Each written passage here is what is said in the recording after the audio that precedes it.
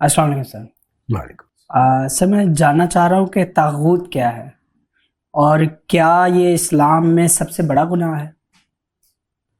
دیکھیے، طاغوت کا جو لفظ ہے وہ گناہ پر نہیں بولا جا سکتا۔ یہ جو آدمی یہ کہے کہ طاغوت کے معنی کسی گناہ کے ہیں تو اس کا مطلب ہے کہ اس لفظ سے واقف نہیں ہے۔ یہ ایسی بات ہے کہ ہم کہیں کہ قاتل کا لفظ گناہ کے لیے بولا جاتا ہے۔ قاتل گناہ کرنے والا ہے ایک خاص طرح کا، تو قاتل کا لفظ قتل کے لیے نہیں بولا جا سکتا، گناہ کے لیے نہیں بولا جا سکتا۔ یہ اس میں صفت ہے، ایڈجیکٹو ہے۔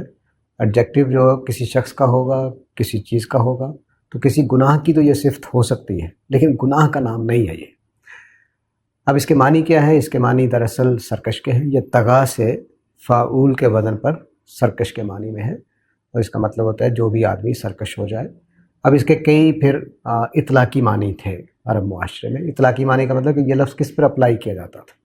یہ برے لیڈروں پر اپلائی کر لی جاتا تھا، جیسے کہ کعب بن اشرف پر کئی مفسرین نے اس کا اطلاق کیا ہے کہ طاغوت کا لفظ اللہ تعالیٰ نے کعب بن اشرف کے لیے بولا ہے۔ چونکہ شخص ہے تو شخص کی صفت ہوتی ہے، سرکش کہیں ہم تو سرکش کہنا، اور طاغوت کا صحیح لغوی ترجمہ سرکش ہو جائے گا، یوں کہہ لیجیے۔ تو ایک تو پہلی بات یہ ہے۔ اب یہ اس کے اطلاقات جتنے بھی ہوں گے وہ البتہ غیر اللہ کے لیے بولا گیا ہے، کہ غیر اللہ کے علاوہ جتنے لوگوں کو خدا بنایا گیا وہ طاغوت ہے۔ اللہ کے علاوہ جتنے لوگوں کو یا چیزوں کو خدا بنایا گیا وہ طاغوت ہے۔ تو اس معنی میں بھی ہم گناہ کے لیے نہیں بول سکتے، ٹھیک ہے؟ تو اس طرح سے یہ جو لفظ ہے یہ اپنی پوری ساخت میں یہ کسی گناہ کا نام نہیں ہے۔ یعنی عربی زبان قرآن مجید خالی ہے اس سے کہ طاغوت بول کر ہم کسی گناہ کا تصور قائم کریں۔ گناہ گار کا تصور بن سکتا ہے، سرکش کا تصور ہے، لیکن اس کے اندر گناہ کا کوئی تصور نہیں ہے۔ یہ غیر اللہ کے لیے بولا گیا ہے، اللہ کے علاوہ جن کو خدا بنا گیا، بتوں کے لیے بولا گیا ہے، سرکش لیڈروں کے لیے بولا گیا ہے۔ یہ ان کے لیے بولا گیا ہے، بتوں کے لیے بولا گیا ہے۔ بت گناہ نہیں ہے، بتوں کو پوجنا گناہ ہے۔ اس طرح سرکش لیڈر لوگ ہیں مراد ہیں، سرکشی تو گناہ ہے لیکن سرکش لیڈر گناہ کے معنی میں نہیں آئے گا۔ تو اس طرح کا یہ لفظ ہے۔ تو یہ شرک کے معنی میں بولا جاتا ہے جب کہا جائے کہ عبد الطاغوت، انہوں نے طاغوت کو خدا بنایا یا پرستش کی، تو عبدہ پہلے لگا ہوگا تو پھر ہوگا مطلب شرک کرنا۔ تو یہ اس کے لغوی پہلو ہے قرآن مجید میں۔ تو میرا نہیں خیال کہ اس کو گناہ کہا جا سکتا ہے، اور یہ سب سے بڑا گناہ کہنا تو اور بھی عجیب بات ہے۔ سب سے بڑا گناہ اسلام میں شرک ہے۔ اگر وہ طاغوت بمعنی شرک لے رہے ہیں جن صاحب نے یہ مطلب بتایا ہے تو یہ غلطی ہے۔ طاغوت کا میں نے حقیقت بتا دی آپ کے سامنے۔ اور سر اگر کسی عام مسلمان کو اس کے معنی نہ پتہ ہو تو کیا وہ جاہل کہلائے گا؟ دیکھیے، جاہل کا لفظ تو نیگیٹو لفظ ہے، اس سے بہت پہلے چھوٹے چھوٹے بہت سارے الفاظ ہیں۔ مثال کے طور پر مجھے بھی کئی چیزوں کا علم نہیں ہے تو اس کا مطلب یہ تھوڑا ہی میں جاہل ہوں۔ مطلب میں سائنس نہیں جانتا اتنی جتنی کہ اسٹیفن ہاکنگ جانتے تھے، تو کیا میں جاہل کہلاؤں گا؟ نہیں، میرا اپنا میدان ہے، اپنے میدان میں نے کچھ چیزیں جان رکھی ہیں، سیکھ رکھی ہیں۔ تو بس آپ کہہ دیجیے کہ میں اس میں بے علم ہوں یا آپ اس میں بے علم ہیں، آپ واقف نہیں ہیں، آپ کو معلوم نہیں ہے۔ بڑے اچھے الفاظ ہیں۔ جاہل کہنے کا مطلب تو یہ ہے کہ آپ نے اس کو ڈی گریڈ کیا ہے، اس کو نیچا دکھانے کی کوشش کی ہے، اس کو گالی دی ہے ایک طرح سے۔ تو جاہل کوئی اچھا لفظ نہیں ہے۔ یہ بات کہنے کے لیے کہ آپ کو طاغوت کا علم نہیں ہے تو آپ جاہل ہیں، یہ کہنے کے لیے یہ درست لفظ نہیں ہے۔ اگر مثال کے طور پر طاغوت کے لفظ سے میرا خیال ہے کہ دنیا کے کئی لوگ واقف نہیں ہوں گے سوائے عربوں کے، جتنے بھی غیر عرب لوگ ہیں۔ ہم نے اس کا ترجمہ اگر فرض کر لیے شیطان کر لیا ہے، یا ہم نے اس کا ترجمہ فرض کر لیے کہ اسی معنی میں شرک کے معنی میں کر لیا ہے، تب بھی لوگ شرک سے واقف ہیں۔ تو ایک دوسرے لفظ سے اگر مثال کے طور پر میں پانی سے تو واقف ہوں لیکن واٹر سے واقف نہیں ہوں تو اس کا مطلب میں جاہل ہو گیا ہوں۔ تو جہالت تو ایک الگ سٹیج ہے انسانوں کی، جس کا مطلب یہ ہوتا ہے کہ وہ بالکل ان پڑھ ہیں، سوچنے سمجھنے والے لوگ نہیں ہیں، اجڑ ہیں، اس بات کے لیے تیار ہی نہیں ہے کہ وہ بات کو سمجھیں، یہ جاہل ہوتے ہیں۔ ناواقف ہونا جہالت نہیں ہے۔ سر اگر جاہل لفظ کا اطلاق پوری قوم پہ کر دیا جائے کہ پوری قوم ہی جاہل ہے، فار ایگزامپل کسی بھی قوم کے بارے میں، یہ کہنے کو غلط ہے۔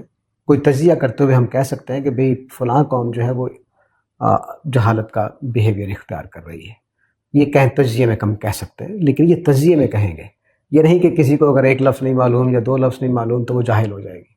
مثلا کتنی قومیں ہیں دنیا میں جو اسلام سے واقف نہیں ہیں، تو کیا ہم ان کو کہہ دیں کہ یہ سارے جاہل ہیں؟ عیسائی ایک بڑی تعداد ہے دنیا کے اندر، عیسائیوں کی بڑی تعداد ہے، ہندوؤں کی، تو اگر اسلام سے واقف نہیں تو ہم کہتے ہیں جاہل ہیں سارے؟ نہیں، وہ اسلام سے واقف نہیں ہیں، ہم ان کو واقف کر دیں گے تو پھر ٹھیک ہے۔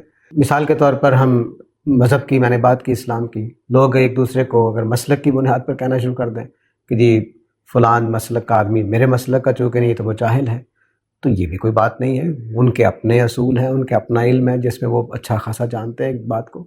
تو جہالت دراصل اس جذبے کا نام ہے کہ میں نے حق بات سامنے آنے کے بعد نہیں ماننی، میں نے اپنا برا رویہ نہیں چھوڑنا، اس کے باوجود کہ نقصان بھی دیکھ لیے ہیں، لوگوں نے نصیحت بھی کر لی ہے، لوگوں نے سمجھا بھی لیا، تو میں نے نہیں چھوڑنا۔ یہ ہوتا ہے جاہل۔ اس لیے جیسے ہی آپ کسی کو جاہل کریں گے اس کو تکلیف ہوگی۔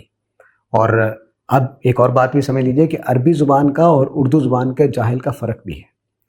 عربی زبان میں جاہل جو ہے وہ دو چیزوں کا الٹ ہے، ایک جاہل الٹ ہے علم کا اور دوسرا الٹ ہے حلم کا۔ ان عربی زبان میں ان دونوں کو تھوڑا فرق سمجھ لیجئے۔ جاہل کا مطلب ہے، جب وہ حلم کا الٹ ہوتا ہے تو اس کا مطلب ہے کہ آپ میرے ساتھ برائی کریں تو میں برائی کے اوپر حلم سے کام نہیں لوں گا، بردباری سے کام نہیں لوں گا، صبر نہیں کروں گا، بلکہ اس کا دو ٹوک فوراً جواب دوں گا۔ ان کے ہاں یہ بہت ویلیویبل چیز تھی کہ میں نے دشمن قوم کو اپنے قبیلے کی خاطر، اپنے کسی آئیڈیا کی خاطر دوسری قوم کو پورا جواب دیا ہے۔ اس معنی میں یہ پازیٹیو معنی تھے۔ دوسرا جو لفظ ہے علم کا الٹ، تو علم کا الٹ کا مطلب ہوتا ہے جاہل کے جو بالکل نہ کہیں پڑھنے گیا، نہ کہیں سیکھا، نہ کچھ، بلکہ وہ جڑ رہنا پسند کر رہا ہے، پڑھنے کو پسند ہی نہیں کر رہا، علم سیکھنے کو پسند ہی نہیں کر رہا۔ یہ دوسرے مطلب ہے، یہ عربی زبان کے اندر علم کا الٹ ہے۔ تو جب علم کا الٹ ہم بولتے ہیں تو ہمارے ہاں جاہل اس معنی میں نہیں بولا جاتا، ہمارے ہاں جاہل اسی معنی بولا جاتا ہے جس کو میں بتا رہا ہوں، کہ وہ آدمی جو اس جذبے کا شکار ہے کہ میں نے سیکھنا ہی نہیں ہے، کوئی پلے کوئی بات باندھنی نہیں ہے، میں سننے کو تیار ہی نہیں ہوں، یہ جاہل ہوتا ہے، اجڑ ہوتا ہے، اس کو جاہل کہتے ہیں ہمارے ہاں۔ یہ ہمارے ہاں علم کا الٹ نہیں ہے، صرف سادہ علم کا الٹ نہیں ہے، یہ اس کا الٹ پھر ناواقف ہے، بے علم ہے۔ تو ہمارے ہاں عالم کا الٹ عامی ہے اور علم کا الٹ بے علمی ہے۔ جب آپ ایک جنرل ٹرم بولتے ہیں آپ جاہل ہیں تو اس کا مطلب آپ نے اس کے ساری چیزوں کی نفی کر دی۔ یہ تو کوئی تصور نہیں کیا جا سکتا کہ ہم کسی شخص کو یہ کہیں کہ تم بالکل جاہل ہو یا جاہل ہو۔ یہ جاہل کہنے کا مطلب گالی دینا ہے، یہ کوئی یہ نہیں بتانا کہ تم بے علمی کا شکار ہو۔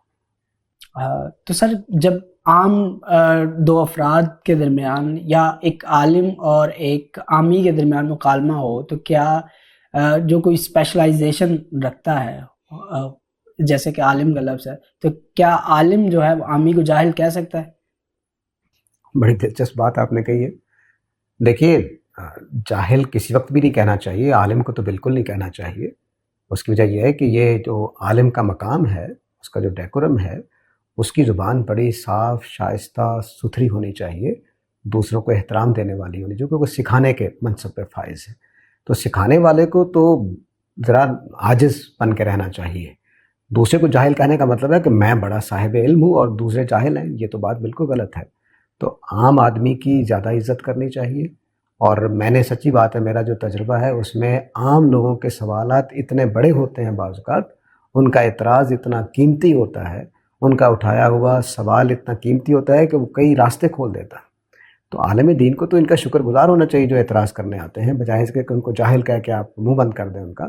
تو گفتگو کے آداب میں اس چیز کو سامنے رکھنا چاہیے کہ دوسرے کی عزت نفس، دوسرے کی انا کو بھی ٹھیس نہیں پہنچنی چاہیے۔